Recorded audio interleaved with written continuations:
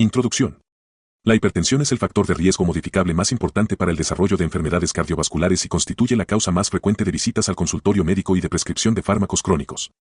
La decisión de iniciar el tratamiento antihipertensivo y la selección de la medicación dependen del grado de elevación de la presión arterial y de las comorbilidades individuales de cada paciente. Definiciones. El diagnóstico de la hipertensión requiere de una serie de mediciones repetidas de la presión arterial, realizadas en el consultorio o mediante monitoreo ambulatorio o automedida. La presión arterial normal se define como una sistólica menor a 120 milímetros de mercurio y una diastólica menor a 80 milímetros de mercurio. La presión arterial elevada corresponde a una sistólica de 120 a 129 milímetros de mercurio con diastólica menor a 80 milímetros de mercurio. La hipertensión etapa 1 se diagnostica con una presión sistólica de 130 a 139 milímetros de mercurio o una diastólica de 80 a 89 milímetros de mercurio. La hipertensión etapa 2 corresponde a una presión sistólica mayor o igual a 140 milímetros de mercurio o diastólica mayor o igual a 90 milímetros de mercurio. La hipertensión severa se define con una presión sistólica mayor a 180 milímetros de mercurio o diastólica mayor a 120 milímetros de mercurio. Si los valores sistólicos y diastólicos caen en categorías distintas, la cifra más alta es la que determina la etapa diagnóstica. La normativa europea difiere levemente al definir hipertensión con cifras mayores o iguales a 140/90 milímetros de mercurio en consultorio, o mayores o iguales a 130/80 milímetros de mercurio en presencia de factores de riesgo cardiovascular.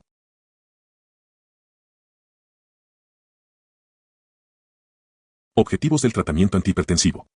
El objetivo principal de disminuir la presión arterial es reducir las complicaciones cardiovasculares y renales, tales como infarto de miocardio, accidente cerebrovascular, insuficiencia cardíaca y mortalidad cardiovascular. La intensidad del beneficio es proporcional a la magnitud de la reducción de la presión arterial. La decisión de iniciar fármacos se determina evaluando en conjunto la etapa de la presión arterial y el riesgo cardiovascular global del individuo. Modificaciones del estilo de vida para todos los pacientes. Los cambios no farmacológicos en el estilo de vida son obligatorios para todos los pacientes con hipertensión y deben mantenerse de manera continua incluso al iniciar el tratamiento con medicamentos. Esto incluye no fumar, adoptar una dieta baja en sal de alta calidad, realizar actividad física regular, mantener un índice de masa corporal saludable y limitar el consumo de alcohol.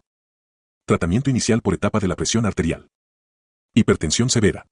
Los pacientes con presiones mayores a 180/120 milímetros de mercurio requieren una evaluación urgente para descartar el daño agudo de órgano diana y determinar la necesidad de observación o atención hospitalaria. Hipertensión en estadio 2. La terapia farmacológica antihipertensiva está formalmente indicada en todos los pacientes con hipertensión en estadio 2 al momento del diagnóstico. Terapia combinada para la mayoría de los pacientes. En la hipertensión en estadio 2, la primera línea de tratamiento preferida para la mayoría de los pacientes es iniciar con una terapia de combinación de dos fármacos a dosis bajas o moderadas.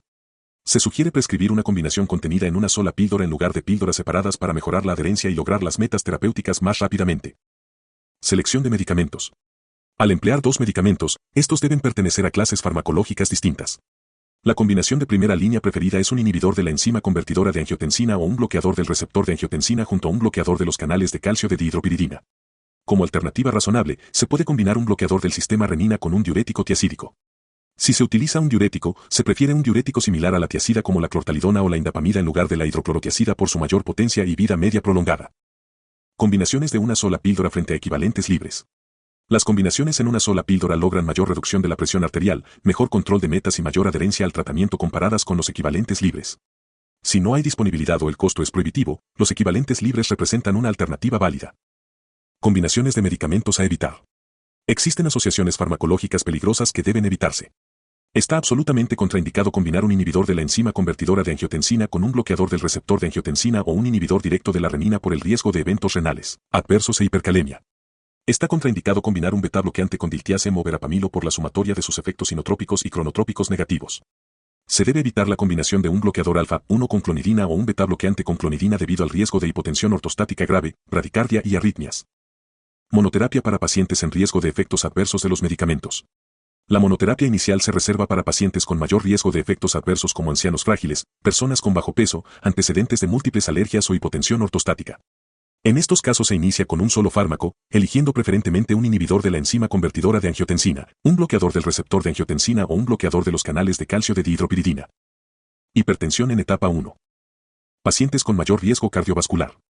En pacientes con hipertensión en etapa 1 que presentan enfermedad cardiovascular clínica establecida, diabetes mellitus, enfermedad renal crónica, insuficiencia cardíaca o un riesgo cardiovascular estimado a 10 años mayor o igual al 7.5%, está indicada la monoterapia antihipertensiva inicial. Elección del medicamento en la mayoría de los pacientes. En pacientes de alto riesgo cardiovascular sin comorbilidades específicas, se sugiere iniciar el tratamiento con un inhibidor de la enzima convertidora de angiotensina, un bloqueador del receptor de angiotensina o un bloqueador de los canales de calcio de dihidropiridina en lugar de un diurético tiazídico. Esta elección apoya una transición más fluida hacia la terapia combinada si se requiere intensificar el tratamiento. Comorbilidades que influyen en la elección de medicamentos. Enfermedad renal crónica con albuminuria. En pacientes con enfermedad renal crónica y cualquier grado de albuminuria, los inhibidores de la enzima convertidora de angiotensina o bloqueadores del receptor de angiotensina son los fármacos de primera línea obligatorios para retrasar la progresión del daño renal. Si no presentan albuminuria, pueden utilizarse también bloqueadores de los canales de calcio o diuréticos. Diabetes mellitus. En pacientes diabéticos sin albuminuria, el beneficio de los inhibidores del sistema renina no es superior a otras clases principales, por lo que el manejo es idéntico al de un paciente no diabético. El uso preferencial de inhibidores de la enzima convertidora de angiotensina o bloqueadores del receptor de angiotensina se limita exclusivamente a pacientes diabéticos que presentan albuminuria. Insuficiencia cardíaca. En pacientes con hipertensión e insuficiencia cardíaca, están indicadas combinaciones de fármacos con beneficio demostrado en supervivencia, que incluyen inhibidores de la enzima convertidora de angiotensina, bloqueadores del receptor de angiotensina, beta-bloqueantes, diuréticos, antagonistas del receptor mineralocorticoide e inhibidores del cotransportador sodio-glucosa tipo 2. Fibrilación auricular. Para pacientes con hipertensión y fibrilación auricular, se deben utilizar beta-bloqueantes o bloqueadores de los canales de calcio no dihidropiridínicos para favorecer el control de la frecuencia cardíaca. Infarto de miocardio reciente. En pacientes con infarto de miocardio reciente, la primera línea de tratamiento requiere el uso combinado de un beta-bloqueante y un inhibidor de la enzima convertidora de angiotensina o bloqueador del receptor de angiotensina. Hipotensión ortostática. En pacientes con hipertensión e hipotensión ortostática, se deben evitar los diuréticos y bloqueadores alfa, prefiriendo un bloqueador de los canales de calcio de dihidropiridina, un inhibidor de la enzima convertidora de angiotensina o un bloqueador del receptor de angiotensina. Edema. El uso de diuréticos similares a la tiazida o diuréticos de asa es favorable cuando hay presencia de edema o retención de líquidos. Pacientes sin factores de riesgo cardiovascular adicionales. En pacientes con hipertensión etapa 1 sin factores de riesgo cardiovascular ni comorbilidades y con un riesgo estimado menor al 7.5%, se inician únicamente modificaciones del estilo de vida durante 3 a 6 meses antes de considerar la farmacoterapia. Si la presión persiste elevada tras este periodo, se inicia tratamiento farmacológico. Poblaciones especiales. Pacientes que pueden quedar embarazadas. Los inhibidores de la enzima convertidora de angiotensina, bloqueadores del receptor de angiotensina, inhibidores directos de la renina y antagonistas del receptor mineralocorticoide están estrictamente prohibidos en pacientes que pueden quedar embarazadas por su teratogenicidad. El tratamiento seguro y preferido en mujeres que pueden quedar embarazadas incluye nifedipina, amlodipino o labetalol. Adultos frágiles. En adultos mayores de 75 años o con fragilidad, se recomienda iniciar con monoterapia a dosis bajas y realizar una titulación gradual con seguimiento estrecho para vigilar efectos adversos e interacciones. Pacientes hospitalizados. En pacientes hospitalizados por causas no cardiovasculares que están asintomáticos y sin elevación marcada de la presión arterial por debajo de 180/110 a 120 milímetros de mercurio, no se debe iniciar ni intensificar el tratamiento antihipertensivo. La reducción intensiva en estos pacientes se asocia con un mayor riesgo de lesión renal aguda e infarto de miocardio. Seguimiento. Los pacientes que inician o modifican su tratamiento antihipertensivo deben reevaluarse cada 2 a 4 semanas hasta alcanzar la presión arterial objetivo. En quienes inician inhibidores del sistema renina, diuréticos o antagonistas mineralocorticoides, se deben monitorizar la creatinina y los electrolitos séricos dentro de 1 a 4 semanas. Tras alcanzar la presión meta, el seguimiento clínico se realiza cada 3 a 6 meses. Enfoques con evidencia limitada de beneficio.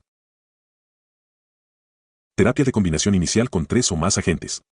La terapia inicial con combinaciones triples o cuádruples promete un mayor control tensional a dosis bajas, pero la experiencia clínica actual es limitada y aún no se recomienda de rutina como esquema inicial. No hay papel para la terapia basada en la raza. El algoritmo terapéutico debe ser consistente e independiente de la raza. La terapia combinada con un bloqueador del sistema renina junto a un bloqueador de los canales de calcio o un diurético sigue siendo la estrategia de 2 fármacos más efectiva para todos los pacientes sin importar su raza. Dosificación a la hora de acostarse frente a la mañana. No existe ninguna diferencia en la reducción de eventos cardiovasculares, mortalidad por todas las causas ni en la seguridad al administrar los medicamentos antihipertensivos por la mañana frente a tomarlos por la noche antes de acostarse. La indicación adecuada es prescribir los fármacos a la hora del día que garantice la mayor adherencia para el paciente.